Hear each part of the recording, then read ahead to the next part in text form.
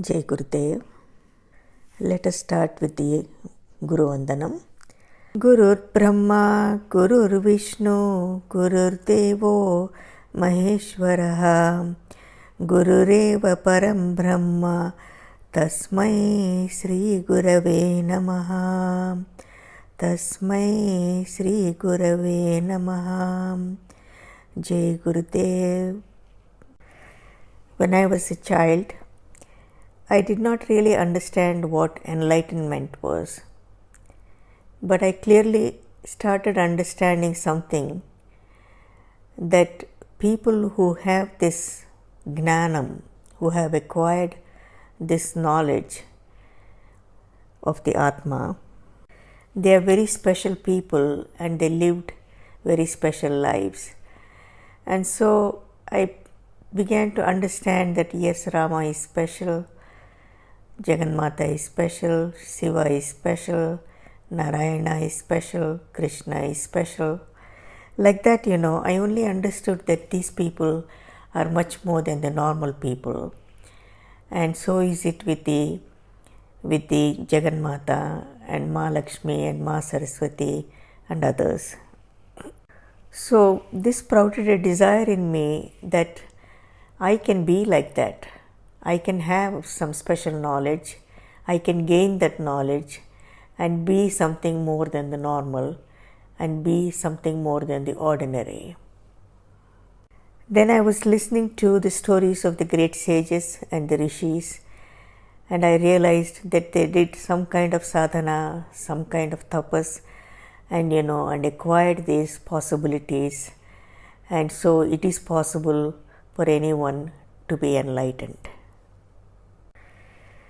When I was just 9 years old, my father presented me with Mahabharata and Ramayana, and even that as a child I read many times, here and there and here and there. This was Rajagopalachari's books. And then by the time I got into, before finishing the high school, I read the autobiography of a yogi. I think I was just about 15 years at age. And then I would just try to understand what the other gurus were saying, although I did not meet so many of them. And I would always hear this expression that it takes many births to get enlightened. One has to do a lot of sadhana. One has to struggle a lot in life. One has to sacrifice so much. And it almost was sounding like it is impossible to gain enlightenment. Later, when I just entered the medical school, then Paripurnananda Swamiji decided to go for sannyas, which was a big shock for the whole family, and it also distressed me so much because I loved him so much as a brother. I remember the whole family was going and trying to persuade him to leave and come back and live a so-called normal or regular life, get married, have children, and painting a bright future for him.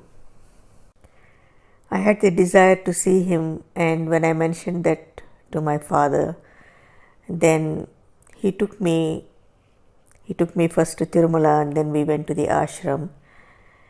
And when I saw him, even in those few hours, just leading a very austere life, sleeping on the floor, eating very basic food, a shaven head, one cloth on his body, I could not really understand what was going on within himself, nor did I try to understand at that level because I did not have the maturity at that time. I was barely a teenager. So all I remember asking him is, "Do you have to go through this?" And he said, "Yes." I said, "What is the purpose?" Then he said, I want to be with God and I want to do God's work. and he used the word moksha, at least that much I remember. And then in my heart, I truly felt very tortured with these words. And I said to myself, one has to be like this to be enlightened. One has to give up so much to be enlightened. One has to sacrifice so much to be enlightened. Then what is the purpose of this enlightenment? Is it really worth it? So then I made a quiet resolution in my heart, and I said to myself, I still remember, yes, I will also get enlightened, but I will lead a normal life and I will get enlightened. After that, I try to read or listen to a few of the saintly people of the time, and almost I keep hearing the same thing. Enlightenment is very difficult, it takes many births, it is not for everybody, and all that. Then around 1981 to 82, I don't remember the exact time, but I happened to hear a talk given by Maharishiji, and the topic was about enlightenment. And I heard Maharishiji say, you can be enlightened in this life. Yes, you can be enlightened in this life. I almost sat straight with wide eyes and open mouth, and I was saying, is this true? He's the only one who is saying you can be enlightened in this life, and yes, you can surely be enlightened in this life. I really don't remember what else Maharishi was saying, but at least it was clear to me, yes, I can be enlightened, and just like Maharishiji is enlightened, like all the other rishis are enlightened, I can be enlightened, and so can others be enlightened. So once this is firmly settled in my mind and heart, then I just nurtured that idea, yes, I should be enlightened, how to be enlightened, when will the enlightenment come, what to do for it. These were the things that were churning in my mind and heart. And nobody after that could dampen the desire for enlightenment. Nobody can erase or nobody can wipe out that my desire for enlightenment. By this time, I have read the Upanishads and all that, and the Bhagavad Gita. So I clearly understood, I am not the body, I am the soul, I am immortal, I am infinite, unbounded, and all this terminology which really didn't make much sense, which I could not have any clarity on, were buzzing in my head. Yes, all enlightened people go through some struggle. They have gone through a lot of struggle before enlightenment, and I had my share of struggle and perseverance and persistence and so on and so forth. All this struggle and strife seems to be there because one doesn't know when one is going to be enlightened, how one is going to be enlightened, and everything takes time. But one thing is for sure, all enlightened beings, they know after enlightenment is not difficult. There was no need for so much of struggle, there was no need for so much of strain and all that. But at that time, it is not to be known. So that's why when they become the gurus, then they are able to guide the disciples better. They are able to guide their disciples better. Those who really want enlightenment, who are seeking enlightenment, they are able to tell them, this much is enough, this is enough, this, you can do this, you can do that. So that is why an enlightened guru is very much needed. An enlightened guru is needed. He is the path. He is the path, he is the guide, and he is not the body. You just take the knowledge from him. You take his knowledge and experience and how he explains the truths and how he tries to get rid of your ego and individuality. These are all very, very important aspects. From me personally, I would like to convey the message: enlightenment should be a happy process. Enlightenment should be a happy journey. Enlightenment should be a glorious path. When the inner experience is happening, when the inner experiences are expanding and growing, then there is only, you're moving towards joy, you're moving towards light, and you're moving towards bliss. Yes, there are time to time difficulties occur, because especially somebody like me, living in the world, living in the samsara, and having a very responsible life, if that joy and that enthusiasm and the persistence is not there, then it is very difficult to keep this fire alive. We are born in the land of Veda. We are born in this Vedic background, and everywhere we keep hearing this dharma, artha, kama, moksha, and we keep hearing about mukti, and we keep hearing about paravidya.